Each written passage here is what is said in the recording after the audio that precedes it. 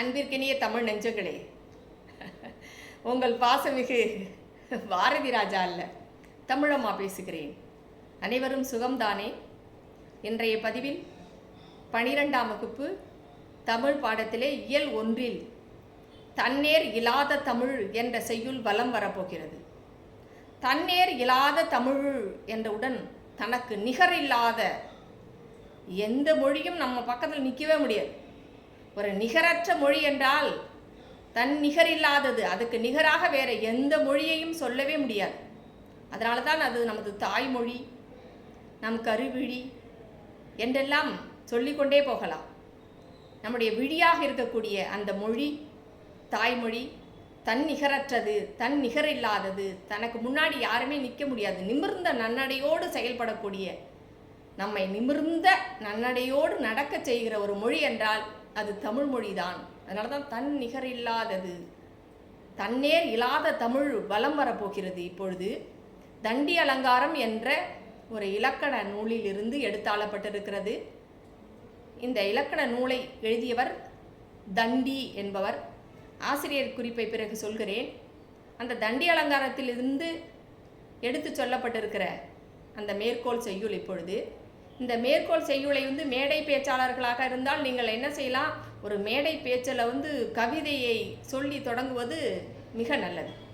மேடை பேச்சுக்கென்று அதுக்கு ஒரு அலங்காரம் இருக்கிறது, அழகு செய்ய வேண்டும் அந்த பேச்சில்.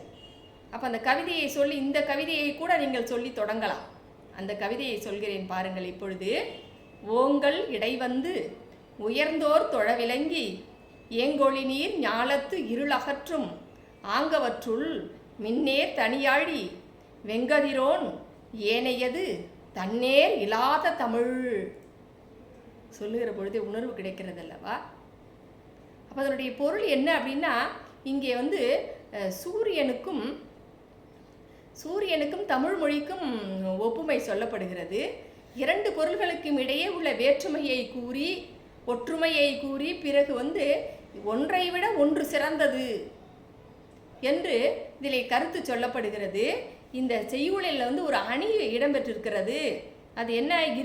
இரு பொருள்களுக்கு இடையே ஒற்றுமையை முதலில் கூறி பின்பு வேறுபடுத்தி காட்டுவது பொருள் வேற்றுமை அணி எனப்படும். இப்போ ஓங்கள் இடைவந்து உயர்ந்தோர் தொழ விளங்கி, இந்த பாடலில் இடம்பெற்றுள்ள அணியை விளக்குக என்று கூட கேட்கலாம்.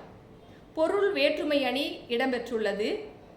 தமிழுக்கும் கதிரவனுக்கும் இடையே உள்ள பயன் சார்ந்த ஒற்றுமையை முதலில் கூறி அவற்றுள் தமிழ் தன் நிகரல்லாதது என்று அதன் தன்மையை பின்பு வேறுபடுத்தி காட்டுவதால் இது பொருள் வேற்றுமை அணி என்று சொல்லப்படுகிறது. இந்த செய்யுளில் பொருள் வேற்றுமை அணி பயின்று வந்துள்ளது. ஒரு அணியை கூட நீங்கள் படிச்சுக்கலாம். அதில் அதாவது மக்களால் போற்றப்பட்டு உயர்ந்த மலைகளுக்கிடையே தோன்றி கடலால் சூழப்பட்ட புற இருளை போக்கக்கூடியது ஒன்று இருக்கிறது. அது என்னன்னா சூரியன்.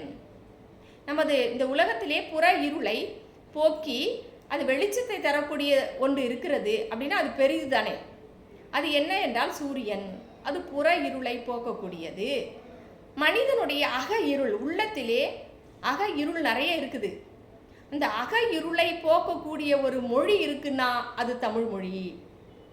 அப்போ சூரியனும் உயர்ந்தது, தமிழ் மொழியும் உயர்ந்தது என்று இந்த கவிஞர் இரண்டு பொருள்களுடைய பொருளை, சூரியனுக்கும் தமிழுக்கும் உள்ள பொருளை விளக்கி ஒப்புமையை கூறி பிறகு என்ன செய்கிறாரு, சூரியன் உயர்ந்தது தான், இருந்தாலும் கூட அதை விட உயர்ந்த ஒன்று இருக்கிறது, தன்னிகரில்லாத ஒன்று இருக்கிறது என்று சொன்னால் அது என்ன தெரியுமா?